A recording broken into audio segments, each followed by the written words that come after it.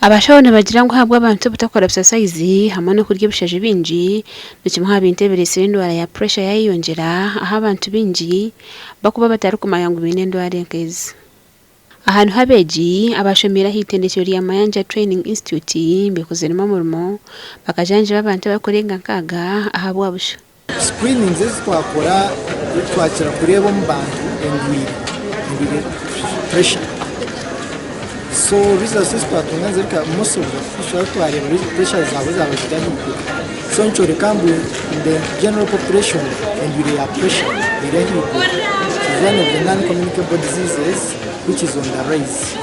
Twabahereza obujanjabi tware bintu byinshi nka pressure sukari malaria screeninga HIV ninga shaka kakoko so ewe bintu byana twentu biha hereza aba community members kandi kintu nabana bishomero abakwenda kupima nawo twentu bakoraho.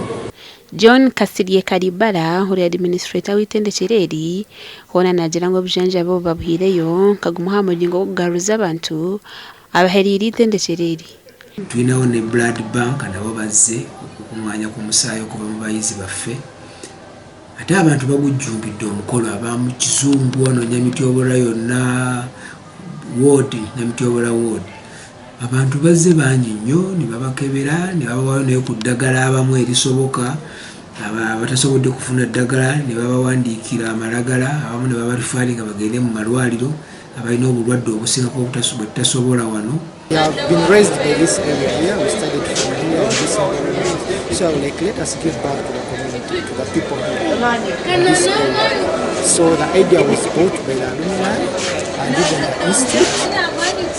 We are also involved and they brought the idea. So that's why we came to give back to the community, give medical services. Basically I've been giving medical services.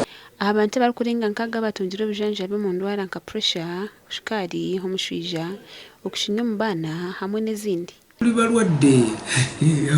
balwadde abantu batambula naye balina obulwadde bwabwe kyobola banga olubayise abantu bazze olina jadaga nti kino kinnuma ng'abalabu bamukebera nga bano bamutunulamu eddagala basobodde okumuwa eririwo nga balimuwa lye batasobodde nga balimuwandiikira obago balaba nti yeetaaga okukeberebwa okusingawo nga kwetaagamu ng'ogenda mu laabu ez'amaanyi nga nabo babawandiikira nti mugende mu laabu babakebere kino ne kino boogere okubajjanjaba naye nga kyetaagisa nnyo ensi yonna ndwadde naye tutambula mu ngeri teri atali mulwadde buli omu abako n'ekimuluma.